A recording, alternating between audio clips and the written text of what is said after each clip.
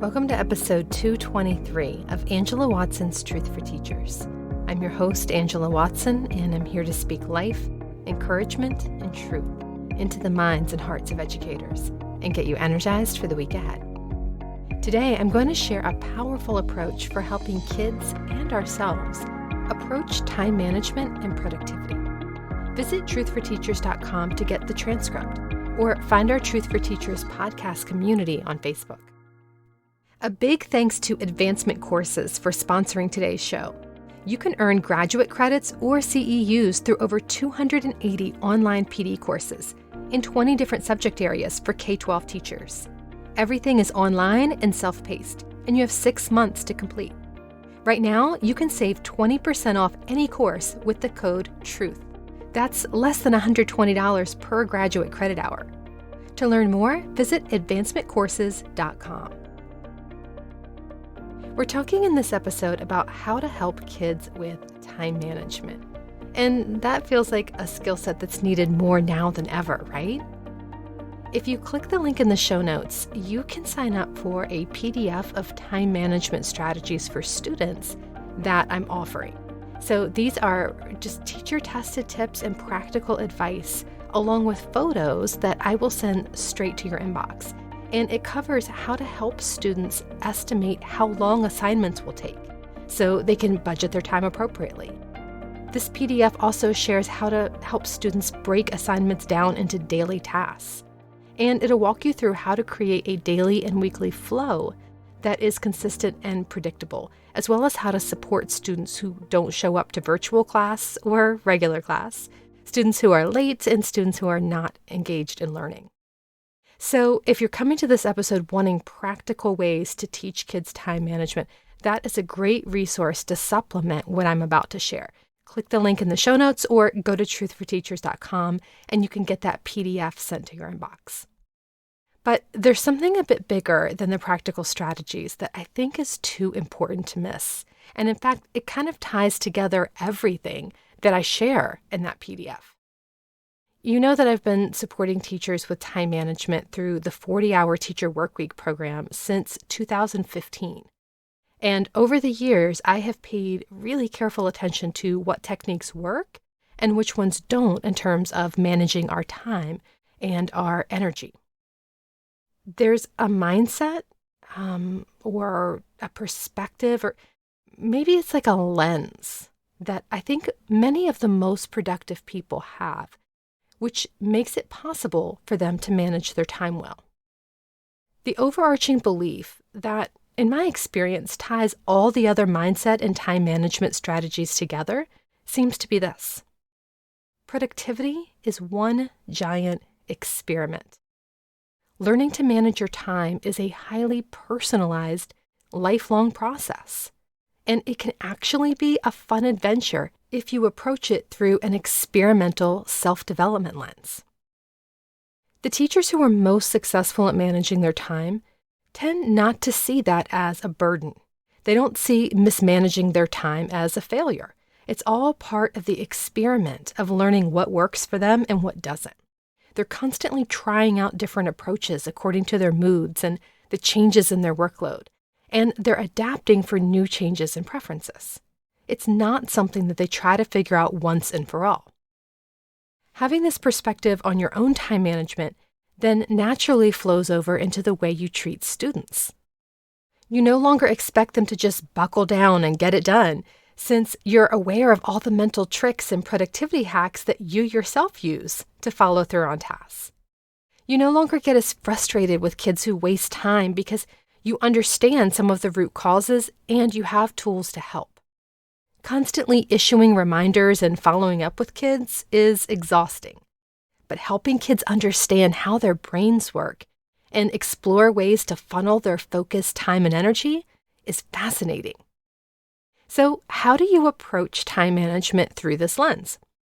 First, it's important to know and communicate to kids that time management is a learned skill. If you're a person who is constantly late or behind, you are not doomed to be that way forever. Certainly, time management is easier for some folks than for others, but anyone struggling needs to know explicitly that there's nothing wrong with them.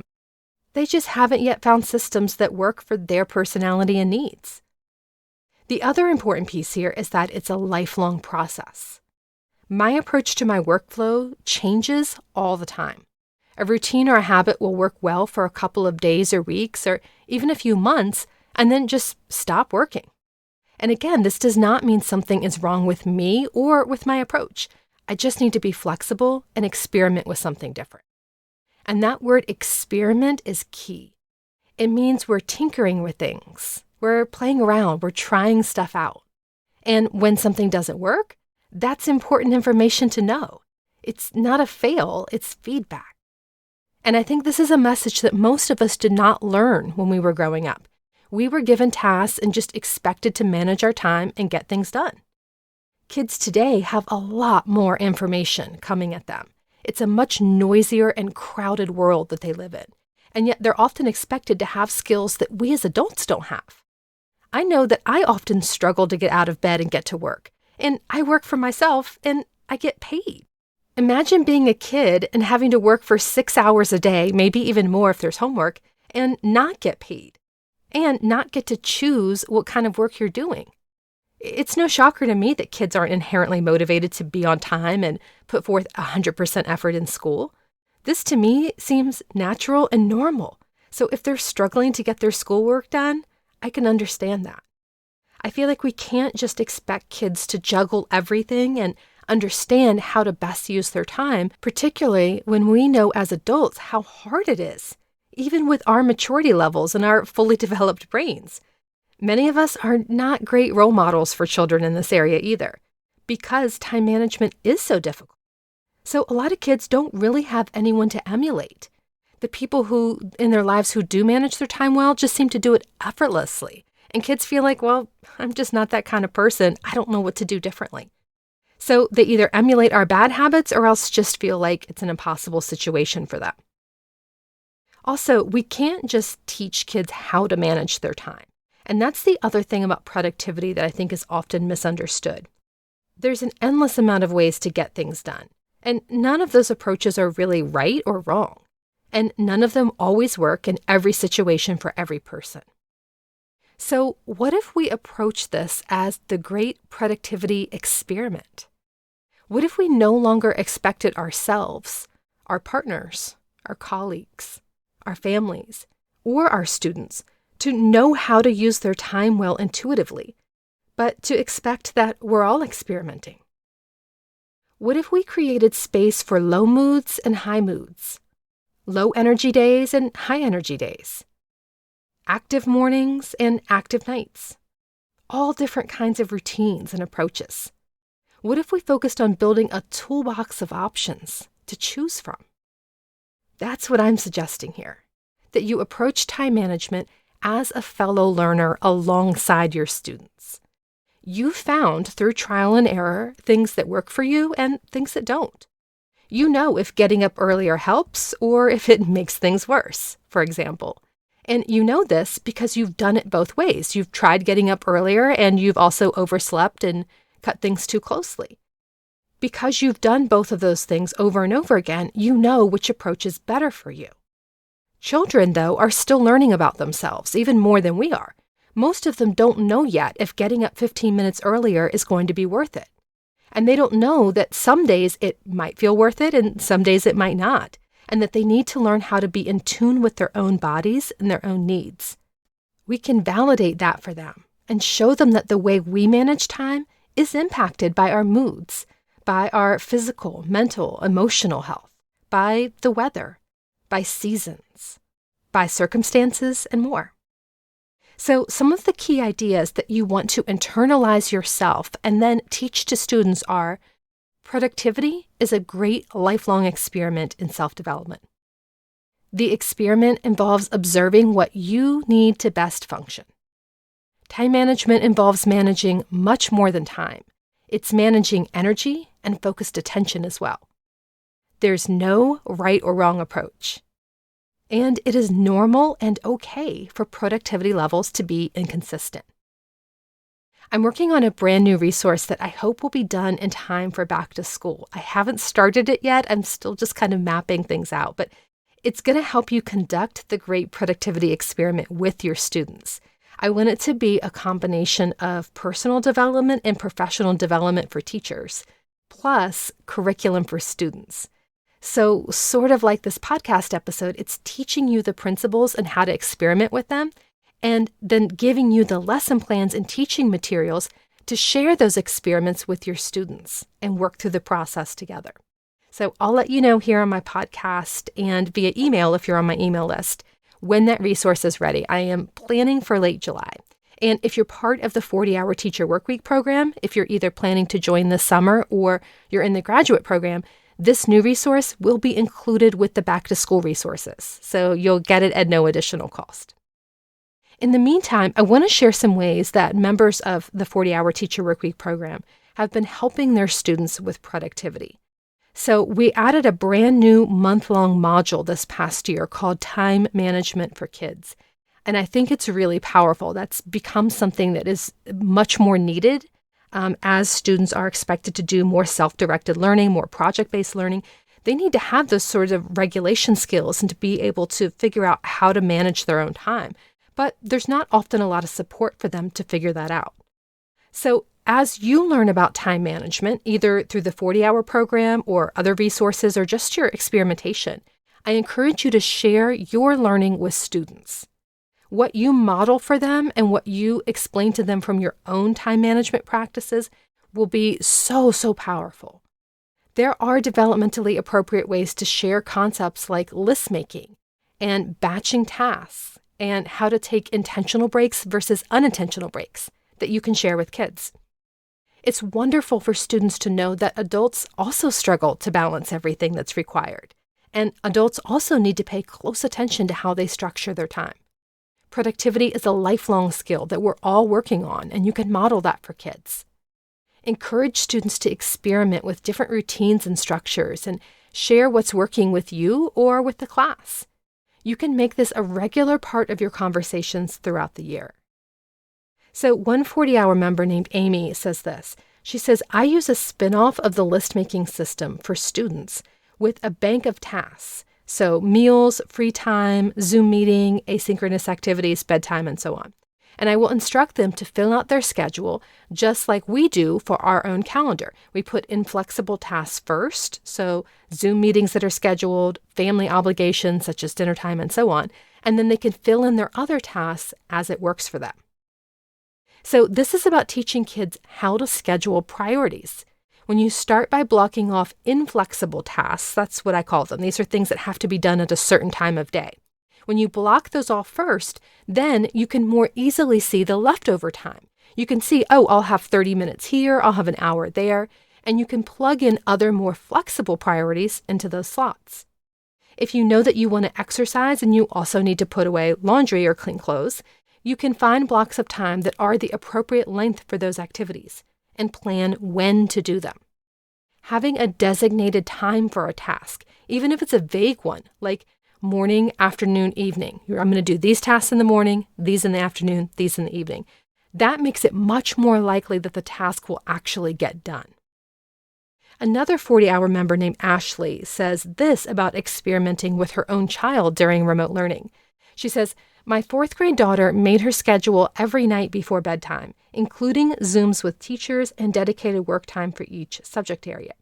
We built in margins of 15 to 20 minutes between work times, and also scheduled a lunch and play time of an hour and a half midday and a 1-hour exercise time at the end of the day.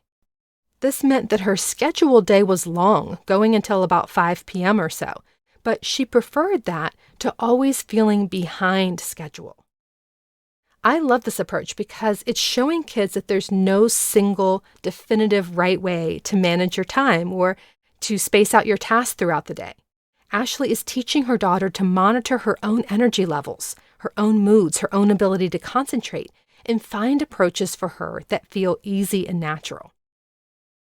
Some teachers also show their students how to use the Pomodoro technique. So this is where you work for a defined period of time. It's usually about 25 minutes or so. And then you take a quick 3 to 5 minute break. And you repeat that 3 or 4 times and then take a longer break.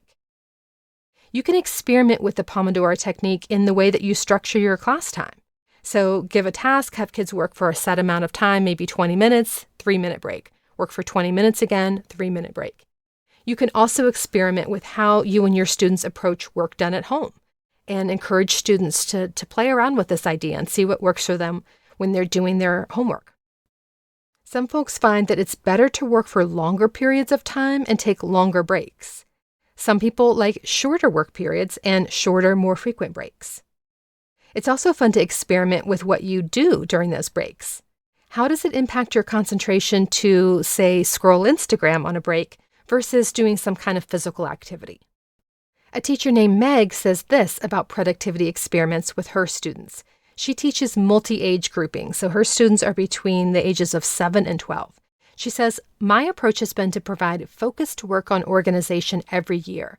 Like Angela does in the 40-hour materials, I provide various formats and have students pick one to try. From that, we tailor it or try something new. We do this for as many weeks or years as it takes for them to get to be independently organized. I have students who use Milanote, Pomodoro, sketchnoting, daily and or monthly calendars, rotating schedules with an A day, B day, C day list of tasks, students who use a whiteboard, students who use top 5 lists." So these are all different techniques that her students have experimented with.